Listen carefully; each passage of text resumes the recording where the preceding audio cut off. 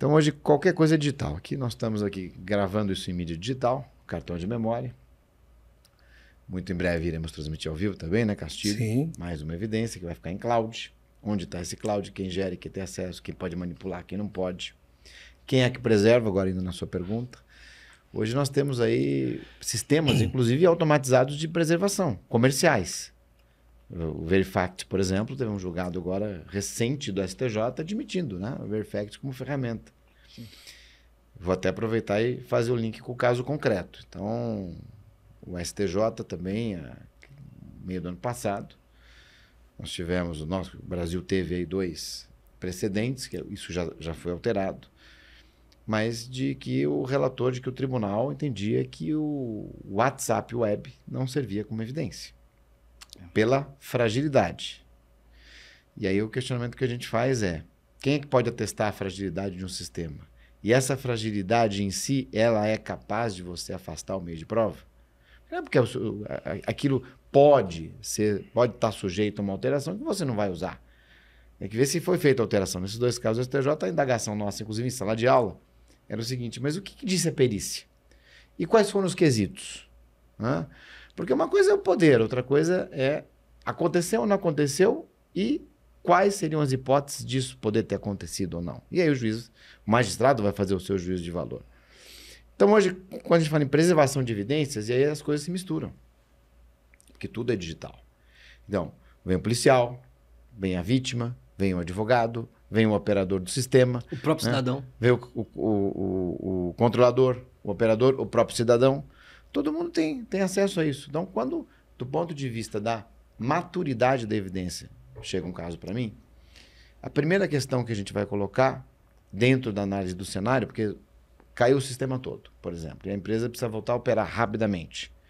O meu sonho técnico seria, olha, vamos deixar o ambiente mais preservado possível ou já extrair, fazer o mais rápido possível a preservação dessa evidência, muitas vezes até judicial.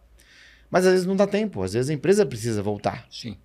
E na balança, o prejuízo é menor, você pode até ter uma perda de evidência menor do que você atrasar um pouco esse restabelecimento desses sistemas. Então, isso é um complicador que a gente tem hoje. Eu coloquei esse caso do STJ, Castilho, porque você tem hoje ferramentas e argumentos para você questionar a ausência da perícia, a ausência da preservação adequada. Então, nós mudamos, o direito não se atualizou nesse ponto, né? No momento em que o digital se incorporou e a maior parte dos crimes hoje talvez sejam digitais, nós deveríamos ter, então, instrumentos imediatos, em tempo real, para já fazer essa perícia. Então, talvez o perito já trabalhar junto com o policial no momento da apreensão do celular, ele já adota aquelas medidas específicas, já preserva, já extrai, e não esperar. Porque tem aquela questão do tempo. Eu vou esperar, a prova vai perecer?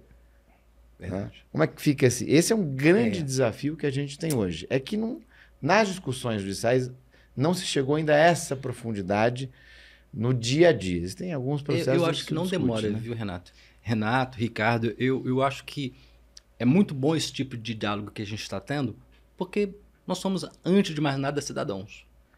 E aí eu lhe pergunto o seguinte, para a gente continuar a nossa reflexão. Quando um outro tipo de crime deixa vestígio, exemplo de um crime de morte violenta, porque esse causa um clamor social, quem é que deve, ao chegar no local, tomar providências? Vejam se não são atores semelhantes a esse que você mencionou.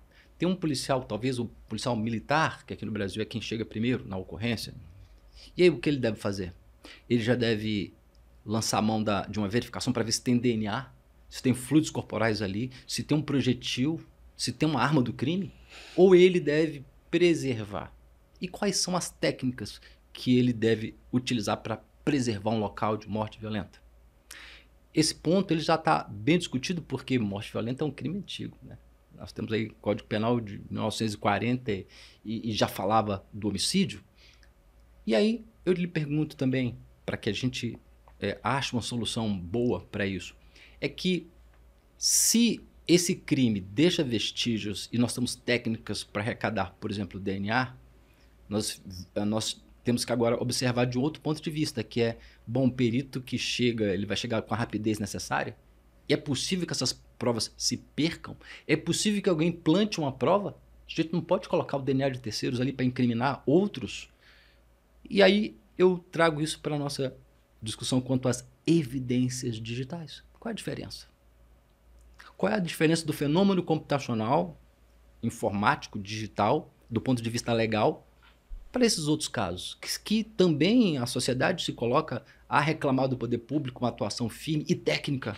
E nós temos, inclusive aqui em São Paulo, uma das melhores perícias que tem no Brasil, muito técnicos, e eles têm uma boa técnica para casos como esse e também para crimes digitais.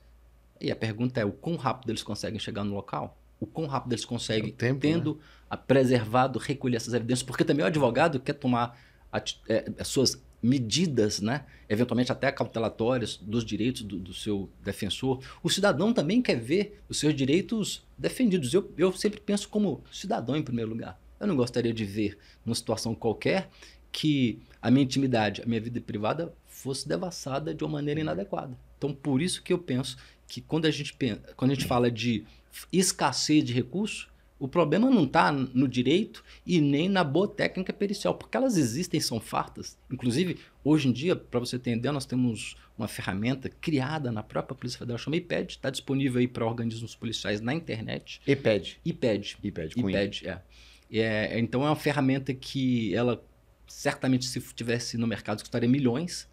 Ela é comparável com as melhores do mercado. Países da Europa usam a ferramenta, paralelamente às demais comerciais que eles usam. Mas hoje nós usamos intensivamente. Foi desenvolvida por um colega, inclusive, chamado Luiz Nassif, que era aqui de São Paulo, está lá em Brasília conosco.